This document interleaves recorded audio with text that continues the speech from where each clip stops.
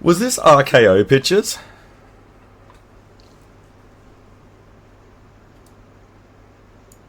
I could Yeah, I have. believe it was. Yeah, Yeah. It's almost like a serial, isn't it? Like a chapter play. How it starts, kind of a thing for films of the era. yeah. Well, it's just a really great sort of pulpy way, like a pulp adventure to start the film, and it's a banger of a movie. And right off the bat, the I love the title. It's a title that's really stayed with me since I first encountered this story because it works on multiple levels. You've got the the game that Zaroff and Rainsford play. It's a game of death. Only one of them is going to survive it. But also, game is a hunting term, like a big game hunter. Yeah, like Goes bears after and tigers lions. and stuff like that. Yeah, yeah. So the most dangerous game would be hunting a human who could fight back and strategize and have tactics and adapt. It's a phenomenal title. I am such a huge fan of it. Yeah, the most dangerous, and it's ambiguous. Like, what is the most dangerous game? It lures you in, and yeah, for me, like my takeaway from the actual title is yeah, hunting a human being. Yeah, that'll get you jacked up. It always reminds me of that Roland Tembo quote. Second, someone on this island is the greatest predator that ever lived. Second greatest must take him down. It blows my mind how many people misinterpret that. They think Roland is kind of stroking his own ego when he says that. No, he means humankind. Is when he says Yeah, that, like the second greatest predator is humans compared to the T Rex, and the most dangerous game being human. Like it's sort of across the board. I find it hard to believe anyone would hear a quote like that and not think humanity being the most lethal thing. yeah, yeah. I I read was the totally unaware that this was a shipwreck, by the way, because this week is probably the first time I've seen the original of this. I so was not expecting a shipwreck going into this blind. yeah. So I read the short story on my lunch break a couple of weeks ago, and because it was so this is an adaptation of a short story by Richard Connell that was came out in 1924 or 26 around that time in a magazine publication.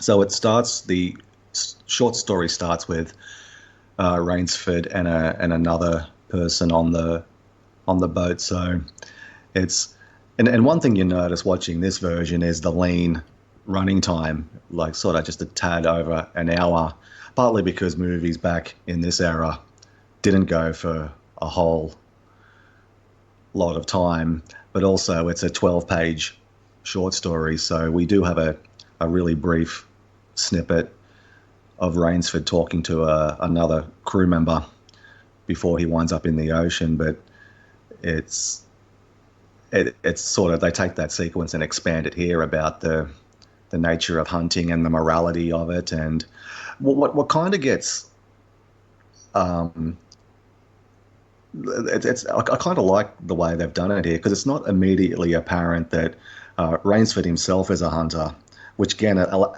adds another really great layer to the title. So Zaroff is not only hunting a human who can fight back and can adapt, he's hunting a hunter at the top of his game.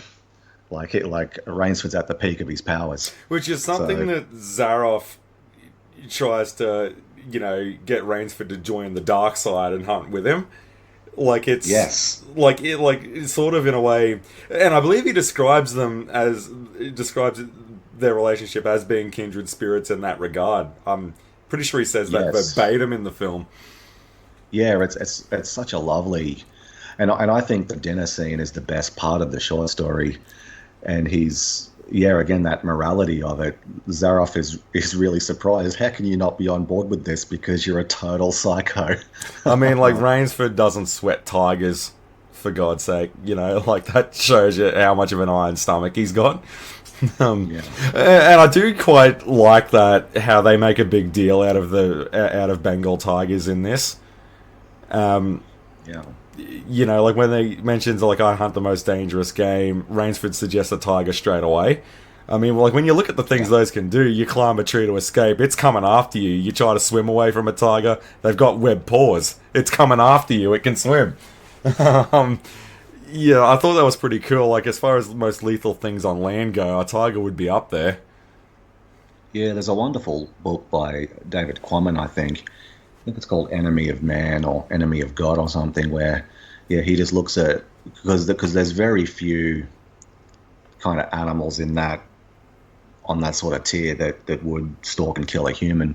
So yeah, he looked at, tigers and bears and other things like that. It's, yeah, I'll have to sort of dig that up and have a look, because yeah, because it just reminds you of sort of your place in the food chain when you sort of do read and or learn about an animal that has stalked and killed a human, or a human was, probably somewhere they shouldn't have been. I love the subtle camera tilting of the boat. Like, but even before it strikes the reef, you'll notice that it maintains throughout this whole intro, like the slowly rocking left to right as they're at sea with Yeah, the camera work. Awesome stuff. Before yeah, it actually happens. it's such a great sequence. This I'm kind of glad they expanded it for the film, I tell you, because it would not have these been blokes easy. cannot catch a break. I mean, these guys get burnt alive by the boiler. Those that do Yeah, survive the sinking of this get eaten by a shark. So when Rainsford first makes it to shore after thinking it was isolated, he meets Ivan and all of that. Like that kind of luck, mate, is not going your way. So I'm glad that he gets switched on pretty quickly to yeah, what's happening. Like, mate, you yeah. survived a Because none of shipwreck and you this, saw all your mates get slaughtered. This guy is so not going to help you out. yeah, because none of this is in the story.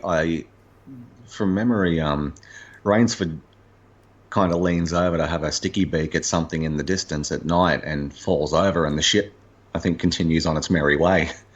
And he hears gunfire and um, sort of starts his swim to shore. Well, I think amending it to have the buoyant lights guide them into the reef, that kind of Yeah, adds a whole new layer to Zaroff, because he's probably been doing this for decades out here. yeah,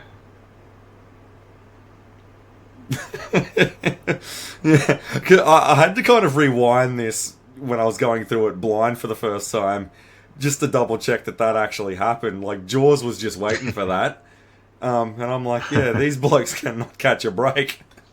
Like, but isn't that so true to life? I mean, you're having a couple of whiskey sours with your mates, and the next thing you know, they're getting eaten to death by a great white shark.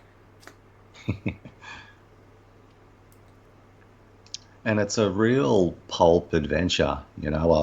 A mysterious island, and there's a mysterious castle, and yeah, I really like all this sort of stuff.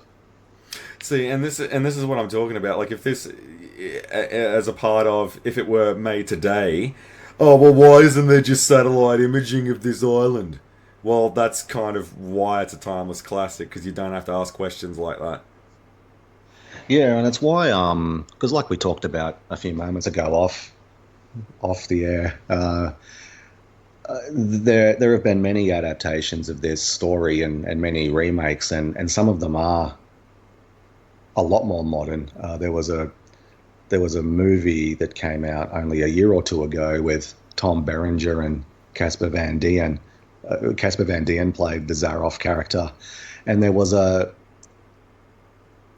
television series with Christoph Waltz, and it's quite unique. They consist of like micro episodes. Each episode is only 2 or 3 minutes long, and that's set in the modern day in an urban environment where I think it's Liam Hemsworth is the main character, and he has to evade these hunters. And yeah, it does lose something. I think to do a story like this justice, it has to be sort of set in the jungle, and it has to be someplace that's not easily located. Almost, And also a place that's a one way trip. Like case in point, like the reason those lights are there is to deliberately shipwreck people to stop them from leaving. yeah, So like making contact with this place, it's got to be a one-way trip. Yeah, and the law of the jungle, where civilization and all that kind of gets stripped away one by one. It reminds me, and I think Predator does sort of take some inspiration from this story when, like in the final act, and it's just Dutch and the Predator, and they're just in the savage heart of the jungle. It's I guess we'll talk about it when we sort of get to it. Like, so many films in the ensuing decades have taken inspiration either from the short story or from the film. And now Ivan first appears here. I was thinking earlier today, this has got to be one of the earliest examples as well of like the hulking muscular henchman. Lots of examples. I was thinking about this as well. Like, this might have been done maybe once or twice before Ivan. It's definitely been done a lot of times since Ivan. Yeah, and for all I know, it could be the first time. I can't think of an earlier example. Put it that way. Where the evil mastermind villain has the muscle bound henchman, and of course he's a deaf mute. Of course he is.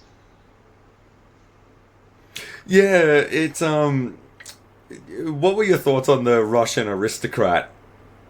Yeah, so what's interesting is Count Zaroff in this, whereas in the book he's General Zaroff. So I thought that was an interesting kind of twist. I'm not sure what the thinking behind it was. But, how does one get the title of Count? Own land. I think it's like a lord. I think it's if you own like a baron land. Or something. Yeah, I think that is. In some countries, you get the title of Count. Yeah, Count. Yeah, I like the smoking jacket leisure wear. Like, I'm no smoker, but I would like to own wardrobe like that, because there's one thing about Zaroff, he's got some goddamn style. Yeah, and I think Count just sounds more evil. Yeah, I've always thought about that as well, and I've always liked the term Baron as well. Like, Lord it's too lazy. Like, Lord Sauron, and like, Lord just, it sucks. Come up with something else. Like, I think Baron sounds so much more hard-ass than Lord. Anything but Lord. I love the loosened tie. Like, most other people, like I love wardrobe that does that. Like, why is he even bothering to have the tie still on? Well, when you've just escaped a great white shark and survived the shipwreck, and you're chatting up this bloke, you kind of not pay attention to the rags. I do love the line that comes up of, they look just how I feel. Yeah, that's awesome, that. Yeah, I was reading a little bit about the actor who plays Zaroff. Didn't star in a whole lot of films, apparently. His main career, Leslie Banks, was in stage and theatre, and after this film, I don't think he was American. I'm not sure what his nationality was actually, but yeah, he went back to his home and continued to act on stage. I love this wall art that he's got commissioned here, because I was going to mention it in the intro as well. I love the knocker on the door. How it's that painting sculpted. It's the centaur demon holding a naked woman that's dead. Yeah, and that's none of the that's doorknob. Yeah. Yeah, and none of that's in the story. It's some wonderful visual flourishes, isn't it? Yeah, he's very stylistic. He bought it in Japan. Yeah. I always thought it was like a muck up with the makeup and all of that, but it does get brought to the surface, the facial scar. Because it was deceiving me a little bit on the copy that I watched earlier in the week. Then I got my hands on a better one. I'm like, oh, all right. And then there was the scene that they actually brought it up, going, that is there for a reason. I thought it was just kind of like a malfunction that they ran with, but no, it's deliberate. Yeah, I could have sworn I heard a story that that was a real scar, but I could be mistaken. I could be thinking of someone else. A story apocryphal, but perhaps true, that I think that's a real scar as we meet Fay Ray's character Eve. Now, Eve is not in the book either, but I really think the film is better in this regard. It's I really like what Eve brings to the adaptation. I think she's a wonderful addition to the story, and I think Fay Ray is good in this movie. So it's one thing to have a good idea, but it's another one to be able to execute it. I think the story is a lot stronger with Eve in it, and she's really good in it. She gives a really good performance in it. Yeah, I Because I think it. like, we talked about it a little bit with our Spider-Man discussion Yeah. about just sort of turning the screws and piling on the pressure. There's an extra added layer of pressure for Rainsford because he has to keep her alive as well. So not only is he up against a highly trained enemy in on the enemy's home turf, but he's got a he's got a partner who's not a hunter who doesn't know how to survive. So I do like the extra added stress that her presence sort of gives to him as well. Yeah, and she also adds something else to Zaroff as well because he said he won't ever hunt a woman. He mentions that I think more than once. I think he does it twice in the film. But then he follows it up with if he manages to defeat Rainsford, then she stays in the castle. Yeah, At no point does he ever flat out say that he's going to kill her or anything like that. In fact, he does the opposite quite a bit. So there is yeah, something going on there, and it's interesting to have. You don't hear like when Fay Ray comes up in a movie conversation, the go-to is always going to be King Kong, which this was probably only a yeah, couple of months prior to that release. But it's awesome seeing that. Like I know actors when they make their mark, they're always going to be remembered for that one big thing. I just I'm not knocking that. What gets me the most is for some reason we're supposed to do we not talk about the other catalog at all? That's what gets me. I yes, mean, we can have a wider conversation there. yeah. It's hard to sort of separate the two movies, King Kong and the Most Dangerous Game. They're very much intertwined, sort of same production people Yeah, and yeah. similar actors, because I believe they were filmed in close proximity to each other. I Well, think I they was reading, they like would have even been, yeah.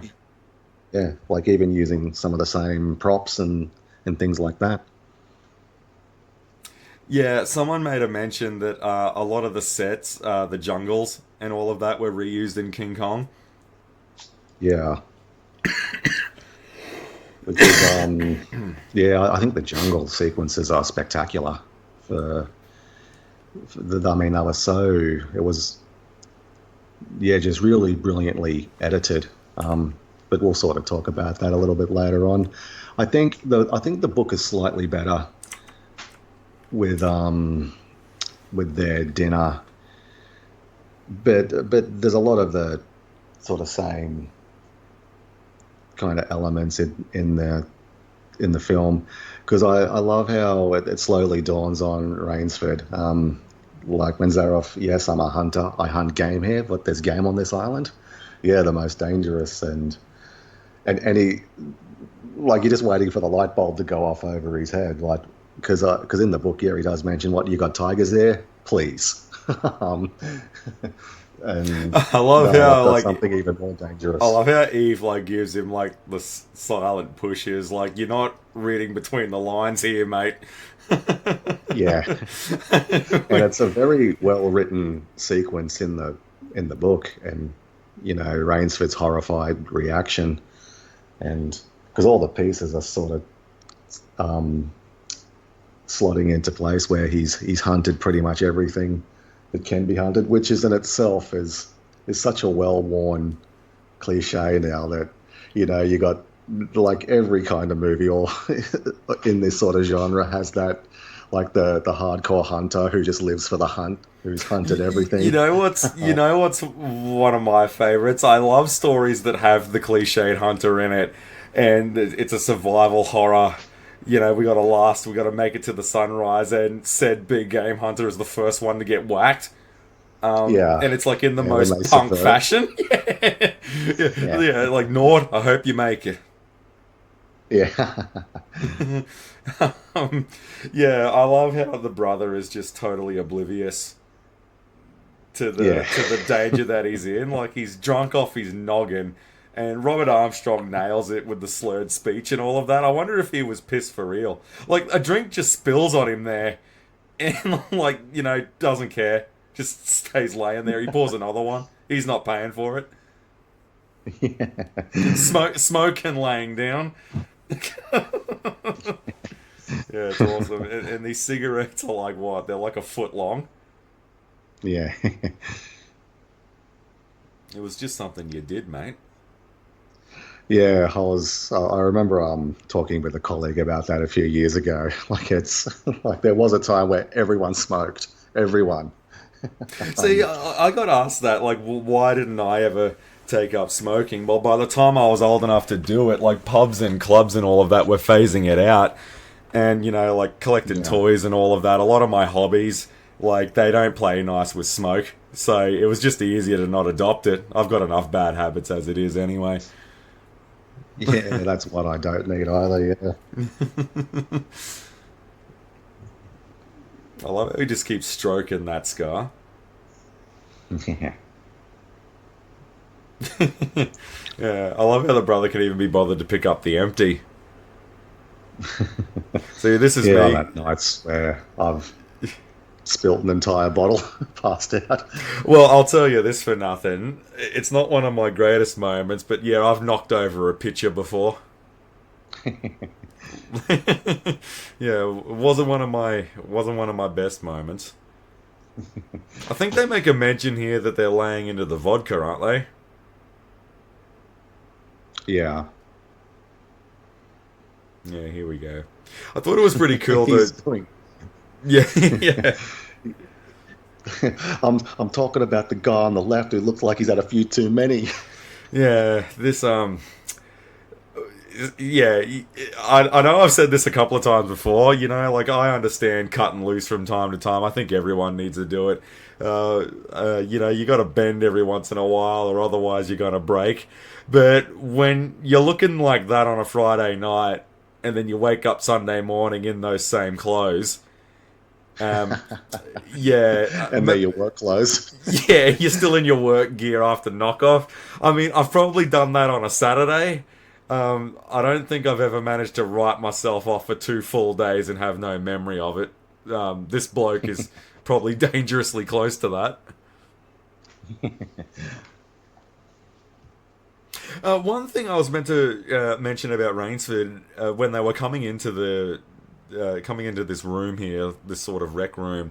Zaroff makes the mention of act like you've got a happiness that you probably don't have. Like don't freak him out about the shipwreck and the shark attack and all of that.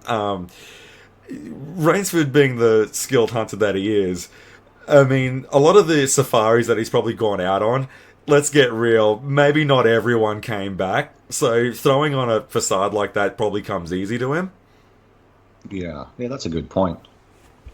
It's probably worth mentioning in the book his first name's Sanger, whereas in the film it's Robert. So I think the two R's just sound a bit more harder. yeah, Robert yeah, you got that. Rainsford. Yeah, the alliteration.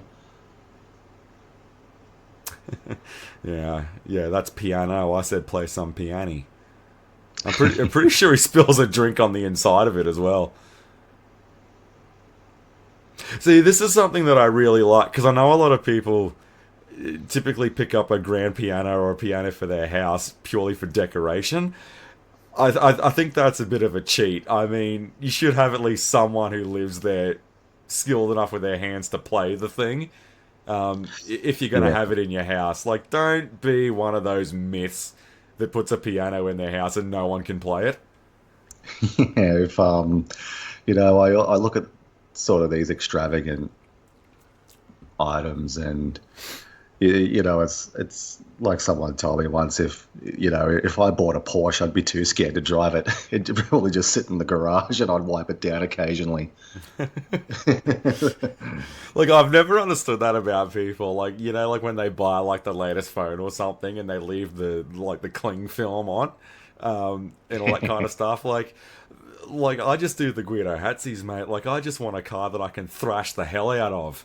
Like yeah. I mean, you don't buy stuff to not use it. Yeah. Yeah, same deal with the piano here. Like I'm glad that Zaroff actually knows a note or two. Yeah, but like nothing annoys me more. It's like people that walk around with a guitar slung over their shoulders and all of that. Yeah, play us a tune. Oh no, it's just for decoration. I don't know how to play it. It annoys me. It's a cheat. It's a cheat. Stop cheating. I love how Zaroff is on to Eve here. How the song on the piano was just so she could word up Robert on what's going on. Yeah. Yeah, she's again just a wonderful addition to an already great story. Because in the book, yeah, there's Rainsford, his crew member on the ship. He talks to at the start. Zaroff and Ivan. That's pretty much it. So it's it's quite yeah. It's just so interesting to think about and talk about to take such a really lean story and flesh it out and expand it. And it's just an hour long. I was thinking during the week, I wonder if a company today would have the balls to release a feature film that's an hour long. Take it or leave it, I and then was just give it a widespread cinema release. Well, you know what? It would be good considering getting the running time. You'd have like what you could probably show it 6 times a day. Um, Yeah, and not to mention, like I was thinking about this. So how long would that make an act for an hour film? 20 minutes. yeah, So Act One, the shipwreck, that was about 20 minutes. Setting up the brother getting whacked, that's another 20, and then the final 20 is Robert's mission. yeah, So that's your 3 act story there in under an hour. yeah. Part of me thinks it could probably work because, I mean, one of the terms you hear all the time these days is people are time poor. Everyone's really busy, so to have a film, and no one goes to the movies anymore, but if they were a bit more sensible with their running time, that might attract more people.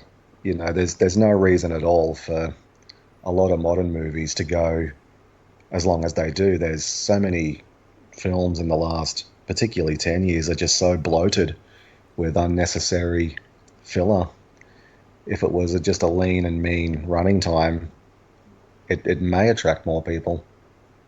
And not to mention having like a 1 hour screening of something like this. Like this is the kind of thing you'd use to open up your date night with if you're taking the missus out or something. You'd go and catch a quick 1 hour thing and then you'd go do whatever. Yeah. After that, order up some eats, whatever. Go and do whatever you do when you're 19 years old. Let's put it that way. Um, Um, like nothing bothers me more than oh yeah, rightio, I'll tee up this evening out with this Sheila. Well, 3.5 hours into a movie, neither of us really care about. Can you really maintain your anticipation for the rest of the night? Probably not.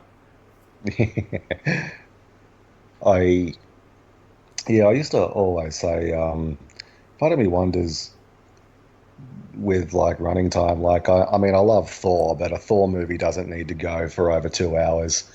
Like, but part of me is kind of surprised that they're really popular with children. But then I think I really loved Terminator 2 growing up. I watched it over and over again, and that's like 2 hours and 20 minutes, and I just sat there and watched it from beginning to end. So maybe maybe kids yeah don't really feel the time as much as I do, because I mean yeah, like these comic book movies, they're really fun to watch, but gee whiz, some of them just go on and on.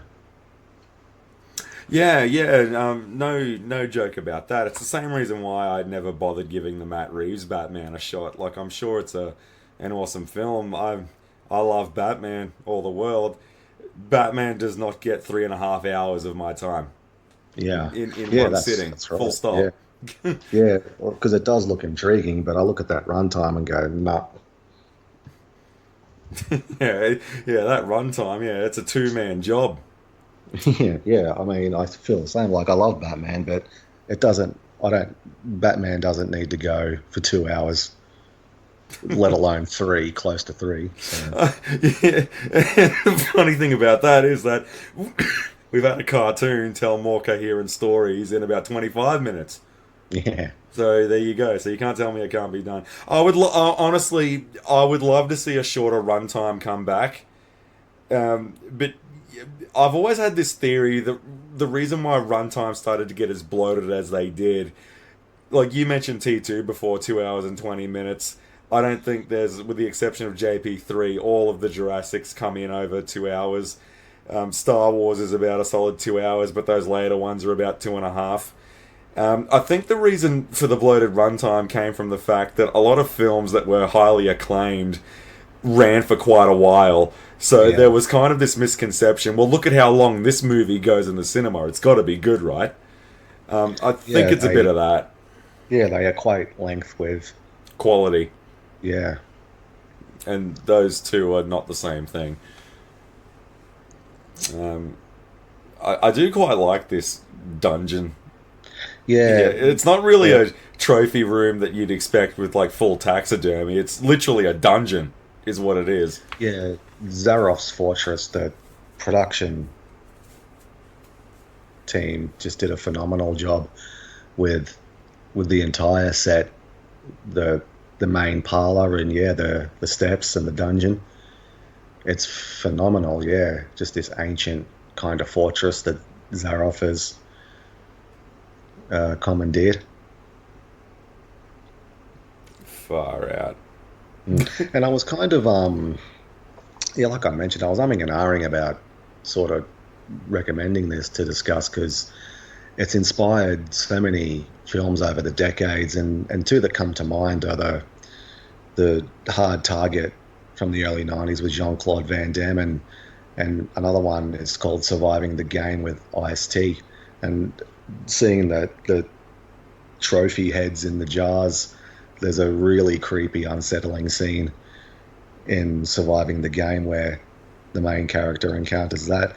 But I didn't want to sort of discuss to because we'll probably get to them one day, you know. And I didn't Yeah, want to yeah, sort I of know talk that. about Yeah, like I didn't want to talk about Hard Target and just spend the whole movie talking about the most dangerous game, and I didn't want to watch the most dangerous game talking about all the things that other things have taken inspiration from it. So it's I find it I was in a bit of a quandary.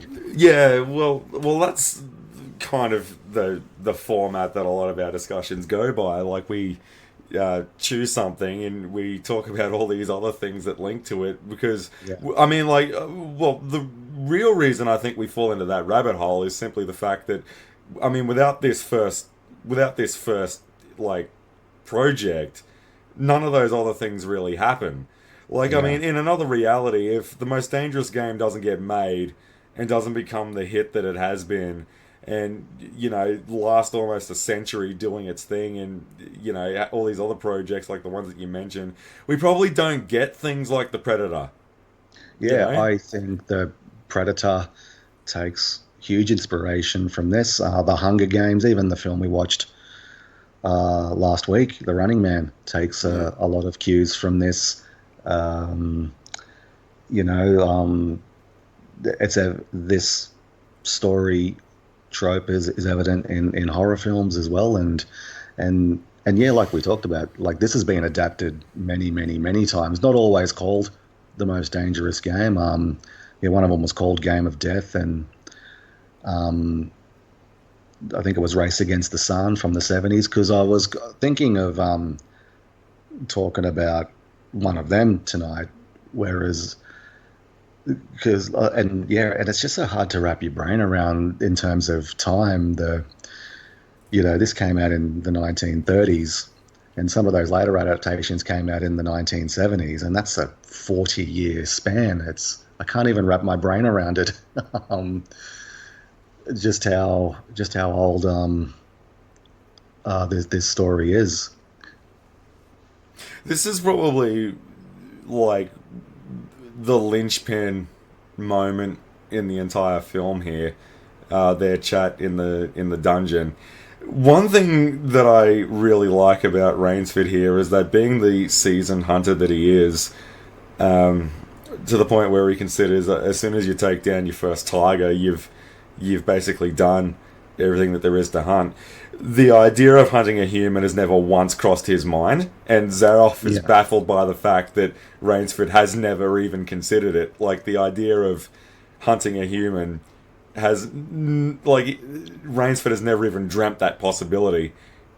So, like, the fact that he's so taken back by it is just awesome. Yeah, because again, it's that morality.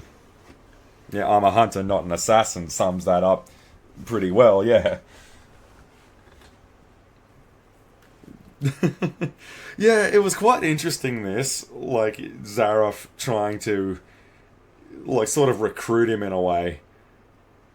Yeah, he he believes that they're kindred souls, whereas Zaroff can't let go of his obsession with hunting, whereas Rainsford like has a healthy balance and a more healthier approach to life and what he does for a living. Well, what's that quote from Psycho, Anthony Perkins? What's that? A hobby is supposed to pass the time, not fill it. Yeah, that's a good quote. That. Yeah, that reminded me because I rewatched that through the week as well, and after seeing this, I'm like, that quote kind of stuck out to me here because you said like Zaroff's obsession with hunting, whereas Rainsford really does just do it recreationally. Like, it's just something he does on the side, like they made a mention that he's written books and all of that about it. So it seems to me like it's really like he's good at it when he does it, but it's not something that he like ride or dies by. Yeah. Seeing the poster before I'd seen the movie, I always wondered why Rainsford was standing like that with his arms the way they are, because it's kind of obscure on the picture that he's been restrained. Yeah. So I'm glad that I finally got around to this movie. It explained why he's standing so weird, because he's wearing these restraints. I love Zaroff with the puffed out thigh pants. Like, he's back into his Russian attire for this, which is really cool.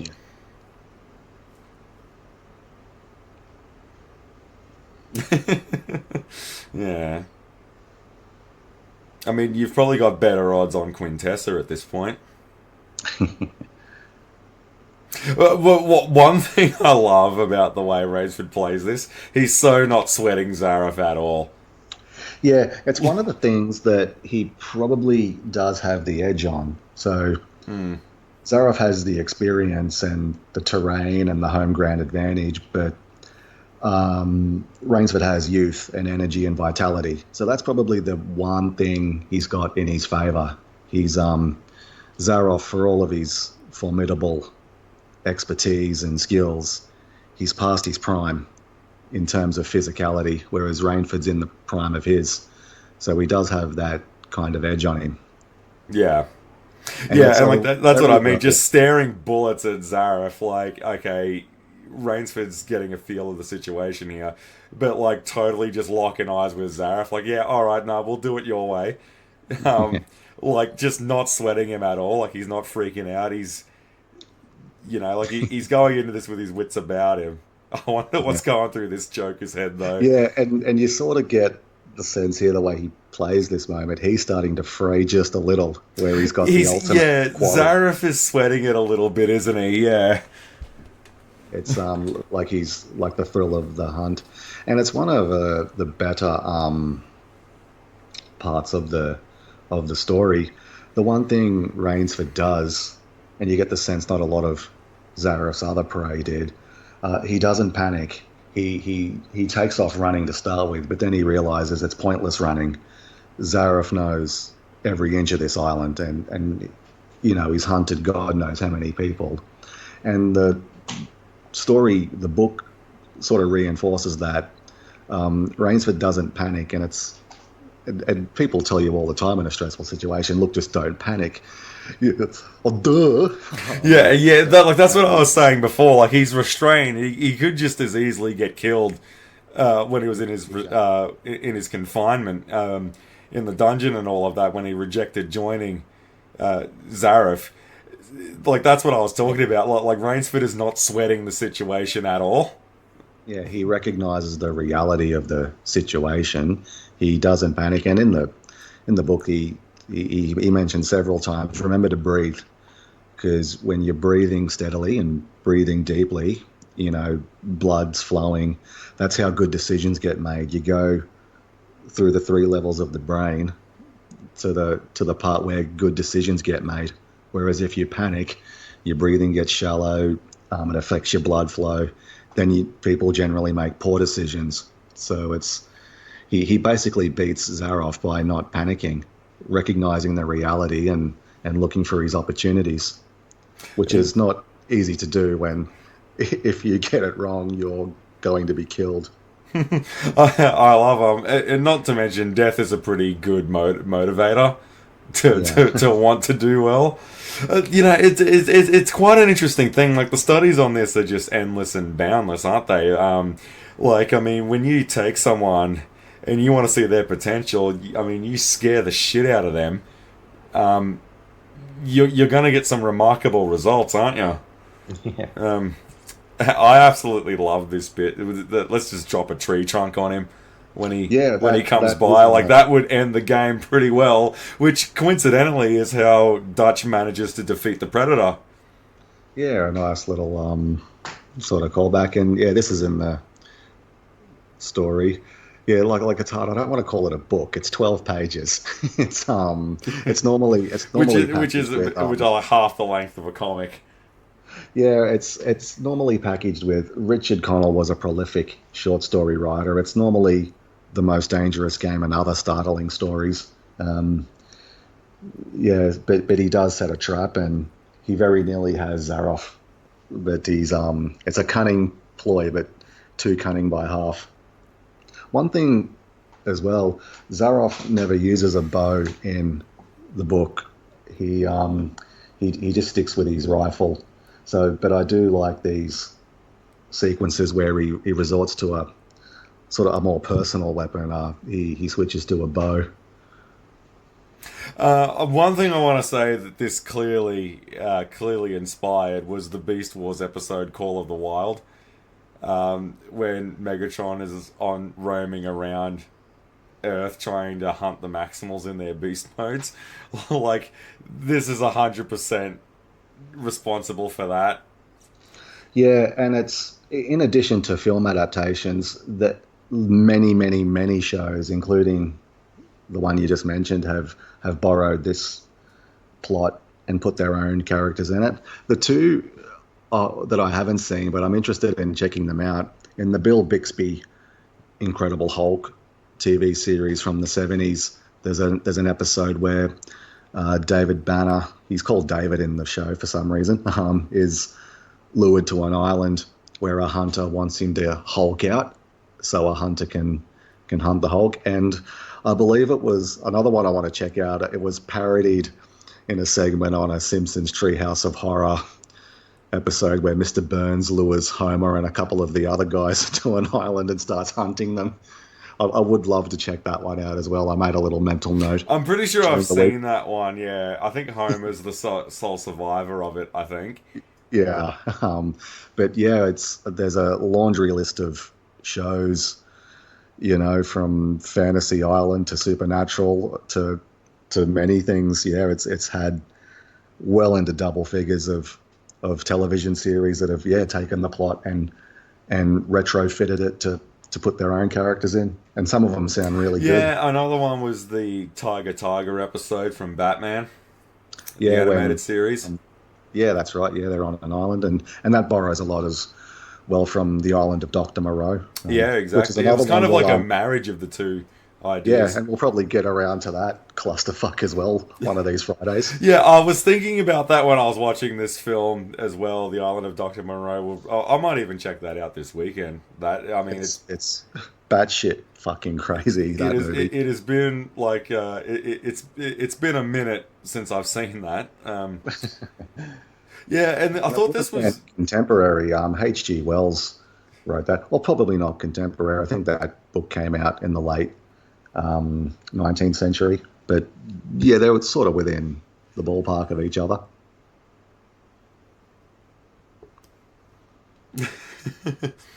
it's probably a more um,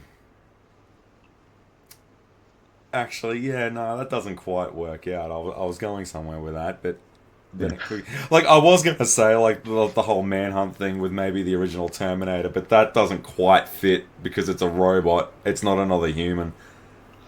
Yeah, and these sequences here when the chase is on in earnest, I it reminds me a lot of Apocalypto, where the like it's almost like it's a different movie now. Once Jaguar Paw escapes, it becomes like a foot race through the jungle. This sort of sequence here reminds me of, yeah, Mel Gibson's Apocalypto. Which is an awesome movie, by the way. Yeah, it's a phenomenal movie. Yeah, I love this. So let's do the cartoon Roadrunner trap, and let's drop him. Let's drop him off a cliff this time. Yeah, And not to mention that Eve is picking up a lot of skills over this as well. yeah, yeah. She more than pulls her weight um, in this sequence. I love how the wildlife, like the bird life, is what tips Rainsford off that he's returned. Yeah, and the jungle looks fantastic. Like this whole part of the film is just incredible how Yeah, it was someone was shot and edited. so yeah, someone mentioned that a lot of these jungle sets and beats were reused in King Kong. Um, Rightly so, if that's true, because this all looks spot on.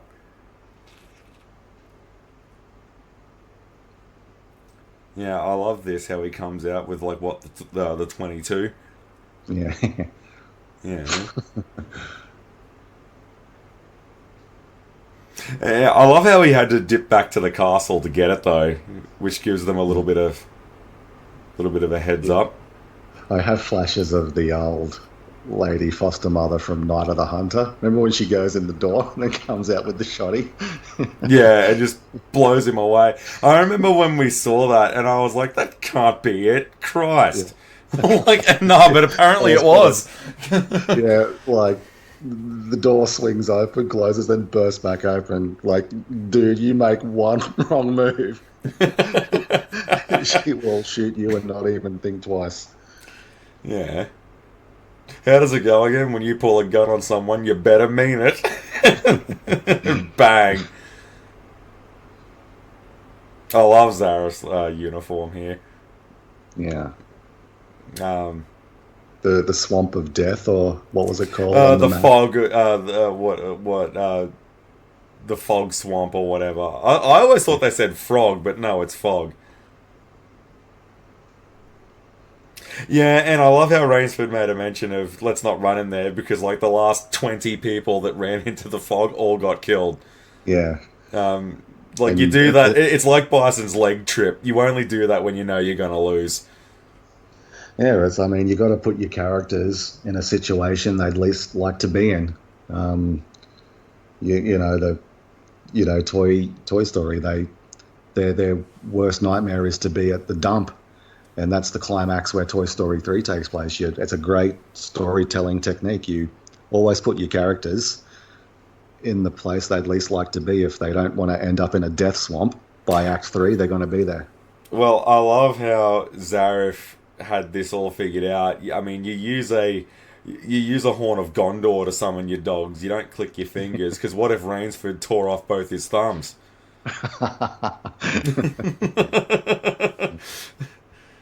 Now, this is very faithful to the story. I believe this is how Ivan dies in the book as well. He just runs right into it. Yeah, that's right. He gets skewered by like Yeah, the bamboo post that he just put up. yeah, Yeah, there we go. Get into the swamp. Yeah, I love that. Just walk through the sludge, man. yeah. Like Throw that nothing. ball, dive into the weeds. Like nothing annoys me more than using makeup on actors to make them look a bit more dirtied up than they are. Roll them in the gunk, man. Get them in there for real. Yeah, just walk in there. Yeah, that's what I'm talking about. And I love how she just falls into it. Like that's how you do it.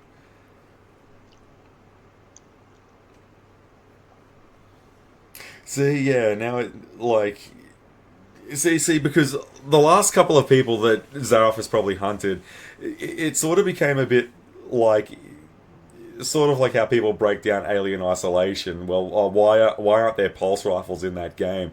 Well, because it's not about fighting or killing the alien; it's about surviving the alien. Is what that Yeah, game is about.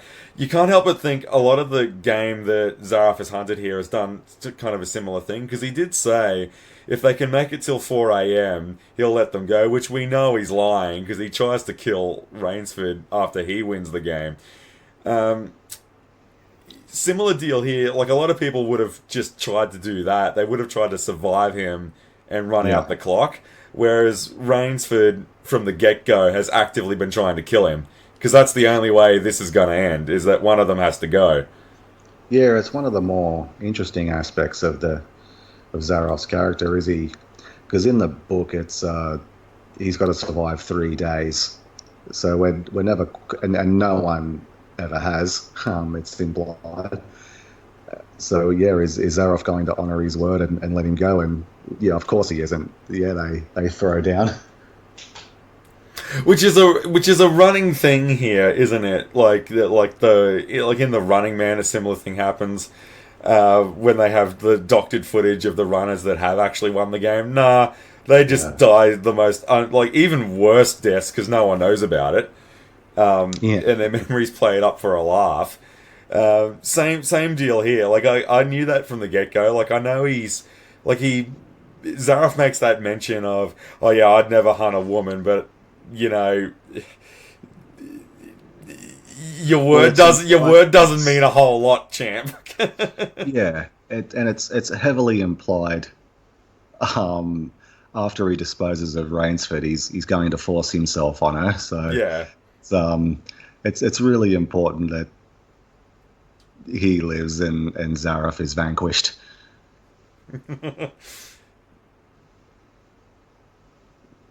Yeah, he's got these bloodhounds running around, which I thought, by the way, was an interesting sort of send off to him.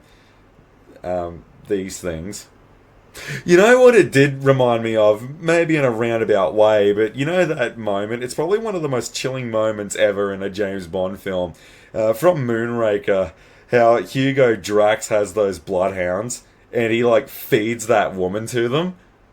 Yeah, Like it's such a crazy moment for a Bond film. God, yeah. I can't help but think in a roundabout way it came from this, like feeding someone to a dog. God, Uh, and Zaroff, who's all about, you know, man to man, hand to hand. He's got an army of dogs. He's got a spotter. He's got a tracker. yeah. He's got a Well, 22. yeah, well, when Zareth hears the word no, all he really hears is "convince me." That's what's going on here. See, it's funny that you mentioned that all the stuff that he's got. It's similar. I was gonna say this when you were talking about Dutch and the Predator before. One thing that I really like about that is that when it comes down to it, in their final confrontation, no traps, no gizmos, no camouflage, none of this stuff. Because one of the things that the Predator gets flack for is they have this sort of hunter code, but they turn invisible and they got heat vision and all this kind of stuff. Well, they weren't hunter codes or honorable warriors or any of that garbage in the original film. Yeah, Like yeah, all of that was made after the fact. But what I love the most is like Dutch uses the mud as camo, so he's invisible to the Predator, something that it's not used to, and the predator loses its cloaking device. So the roles get completely reversed.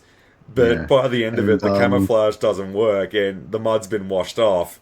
So there is no hiding, and it really is just a hand-to-hand fight at that point.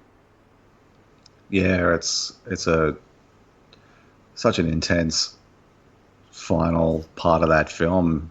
Yeah, and I see a lot of it in this story. I The love this cliffhanger. Like, it's a literal cliffhanger near a waterfall. Yeah, they're out of time and out of space and nowhere to go again, which is where you want your characters to be at this part of the movie. Yeah, so he shoots the dog. Um, but this is the thing that I love the most about going through this movie blind. Like, you mentioned Night of the Hunter before. Like, when I saw this, I was like, there's no way that's it, surely. But this movie had me so sucked in. So he wrangles a dog, he kills one of them, and then he gets it on with this one. When that shot happened, I legit thought that was it. And I was like, you've got to be shitting me. That's the end of this chapter. I was really on the edge of my seat watching that.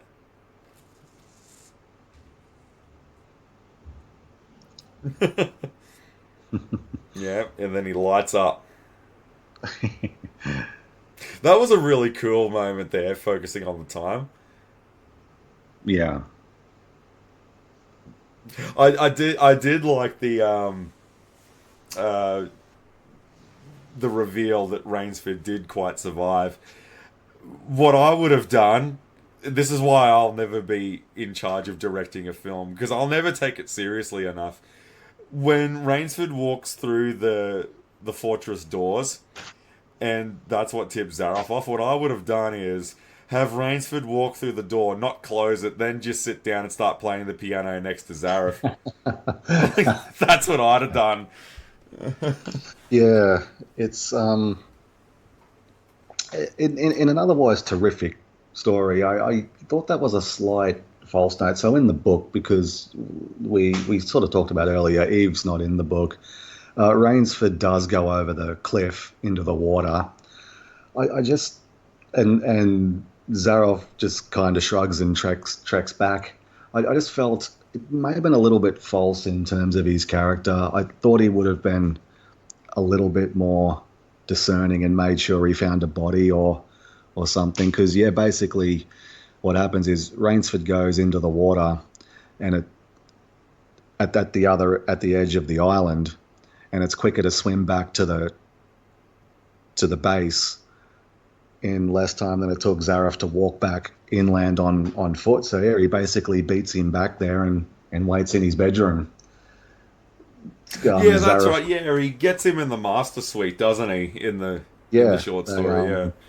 yeah, it's a wonderful final passage because Zaroff comes home pretty proud of himself, has a great meal, relaxes, unwinds, another job done, and as he's retiring for bed, Rainsford steps out of the shadows. Um, and yeah, it's a lovely ending. Rainsford thought to himself he'd never slept in a better bed. I absolutely love that. You've defeated me. Not yet. And then Yeah, he just storms up to him. Like, because that was the gravity of the situation. Because, it gives me a bit of a flashback to that moment in the Saiyan saga in Dragon Ball before Goku arrives to the battlefield. It's just after Yamcha gets killed by the Cybermen, and there's that one Cyberman that refuses to fight. So Vegeta just grabs him and just kills him. Piccolo has this thought bubble of going, yeah, the little Saiyan isn't taking any prisoners. We're fighting for our lives. He's got no compassion for his own men.